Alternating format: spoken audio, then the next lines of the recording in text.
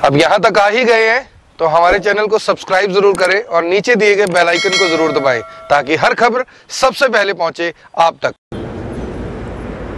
नमस्कार, मैं हूं महक शर्मा और इस वक्त आप ये लाइव तस्वीरें देख रहे हैं हरियाणा के करनाल से। और इस वक्त हम मौजूद हैं करनाल के दिल्ली चंडीगढ़ नेशनल हाईवे करनाल पर, जहां पर परसों हमने आपको एक ज़रूरी खबर दिखाई थी। वो खबर ये थी कि आपके खून पसीने से कमाई हुई, आपके खून पसीने से ली हुई आपकी जो गाड़ियां हैं, चाहे वो 10 साल पुरानी डीजल गाड़ियां हो या फिर 15 साल पुरानी पेट्रोल गाड़ियां हो, उसको लेकर कोई भी अगर परिवहन विभाग की तरफ से, सुप्रीम कोर्ट की तरफ से कोई भी अगर आदेश आते हैं तो सबसे पहले i24 आपको इस वजह से बताता है क्योंकि हमें मालूम है कि घर में सुई से लेकर हवाई जहाज या फिर ट्रैक्टर तक कोई भी सामान अगर आप लेते हैं तो बड़े ही मेहनत से लेते हैं, और अगर उस सामान को जब्त कर लिया जाए तो क्या होगा।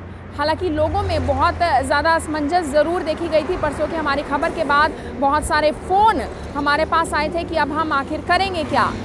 आज मैं आपको बताना चाहूँगी उन लोगों के लिए एक बड़ी ही राहत की खबर है जिनके पास 10 साल पुरानी डीजल गाड़ियां हैं, 10 साल पुराने डीजल वाहन हैं। उनके लिए एक राहत की खबर ज़रूर है क्योंकि अब से कुछ देर पहले जो दिल्ली के परिवहन मंत्री हैं कैलाश गहलोत, उन्होंने एक बड़ी घोषणा की है। वो घोषणा ये है कि अब दिल्ली एनसीआर क्षेत्रों में, यानी कि करनाल सहित जो 14 जिलों के नाम थे जो दिल्ली एनसीआर के एरिया में आते हैं, उनके लिए एक बड़ी खबर ज़रूर है। और जो लोग दिल्ली में रहते हैं जिनके पास 10 साल पुराने डीजल वाहन हैं, ध्यान से सुनिएगा, मैं डीजल वाहन के बारे में बात कर रही हूँ क्योंकि पेट्रोल की अभी कोई बात नहीं हुई है। जो घोषणा हुई है उसमें डीजल वाहन के बारे में जानकारी दी है। वो ये दी है कि आप अब 10 साल पुराने डीजल वाहन चला सकते हैं, लेकिन एक शर्त पर। वो शर्त क्या है, वो शर्त जानने के लिए इस खबर को देखिएगा भी ज़रूर, हर व्यक्ति तक ज़रूर शेयर कीजिएगा क्योंकि वो शर्त ये है कि आपको रेट्रो फिटिंग करवानी होगी अपने 10 साल पुराने डीजल वाहन में। अब रेट्रो फिटिंग क्या है वो मैं आपको बता देती हूँ। जिस तरीके से पेट्रोल की गाड़ियों में लोगों ने सीएनजी किट फिट करवाई, सीएनजी ताकि थोड़ी सी सस्ती उन लोगों को पड़े, उसी तरीके से अब आपको अपने डीजल वाहनों में जो 10 साल पुराने डीजल वाहन है उसमें इलेक्ट्रिक किट फिट करवानी होगी और अपने वाहनों को इलेक्ट्रिक गाड़ियों में कन्वर्ट करवाना होगा।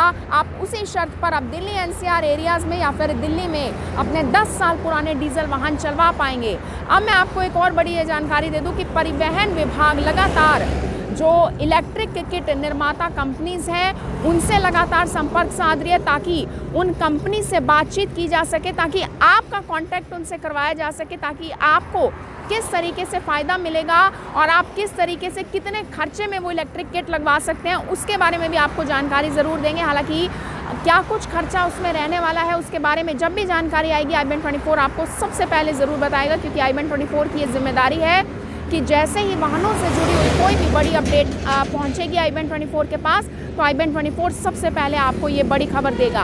अब मैं आपको बताना चाहूँगी कि एनजीटी की बात की जाए, यानी कि नेशनल ग्रीन ट्रिब्यूनल की बात की जाए या फिर सुप्रीम कोर्ट की बात की जाए, सबसे पहले एनजीटी ने साल 2015 में ये आदेश जारी किए थे कि जितने भी 10 साल पुराने डीजल वाहन हैं और 15 साल पुराने पेट्रोल वाहन हैं उनको बंद कर दिया जाए, उनको जब्त कर लिया जाए, उनको इम्पाउंड कर लिया जाए और उनको ख़त्म करने की सलाह बनाई थी। लेकिन सुप्रीम कोर्ट ने साल 2018 में ये आदेश जारी किए थे कि अब आप अपने 10 साल और 15 साल पुराने वाहन नहीं चला पाएंगे। लेकिन उसके बाद बहुत ज़्यादा सख्ती देखने को नहीं मिली थी। लेकिन इस बार अगर देखा जाए पॉल्यूशन को लेकर सुप्रीम कोर्ट काफ़ी सख्ती बरतती हुई नज़र आ रही है। दिल्ली की बात की जाए तो दिल्ली की राजधानी में आपको मालूम है कि परसों भी हमने आपको बताया था कि ट्रकों की एंट्री पर भी जो दूसरे स्टेट से ट्रक आ रहे थे, इमरजेंसी ट्रकों में जो सामान है उनको छोड़कर बाकी सभी ट्रकों की एंट्री पर रोक लगा दी थी ताकि पॉल्यूशन को कंट्रोल में लाया जा सके। क्योंकि पॉल्यूशन की बात की जाए हरियाणा में या फिर राजधानी दिल्ली में बहुत ज़्यादा पॉल्यूशन देखने को मिला था, जिसकी रोकथाम के लिए ही सुप्रीम कोर्ट ने ये बड़ा फैसला लिया था। लेकिन अब जो दिल्ली के परिवहन मंत्री हैं कैलाश गहलोत, उन्होंने एक बड़ी घोषणा ज़रूर की और एक राहत की खबर ज़रूर है तमाम उन लोगों के लिए जिनके पास 10 साल पुराने डीजल वाहन है। और मैं बार बार ये बात कह रही हूँ कि डीजल वाहनों की हम बात करें क्योंकि जो घोषणा परिवहन मंत्री ने की है वो डीजल वाहनों के लिए है, ना कि पेट्रोल वाहनों के लिए। पेट्रोल वाहनों के लिए भी हो सकता है कि मंत्री जी कुछ सोचेंगे, सरकार कुछ सोचेगी और जैसे ही वो कुछ सोचेंगे हम उसकी भी जानकारी आप तक ज़रूर पहुंचाएंगे। लेकिन सबसे बड़ी बात यह है कि जैसे ही इलेक्ट्रॉनिक व्हीकल नीति आई थी, यानी कि इलेक्ट्रॉनिक व्हीकल पॉलिसी आई थी, उसके बाद से लोगों में बहुत ज़्यादा रुझान देखने को मिला था इलेक्ट्रिक व्हीकल्स को लेकर। अब इलेक्ट्रिक व्हीकल्स का फ़ायदा क्या कुछ है उसके बारे में मैं आपको जानकारी देना चाहूँगी।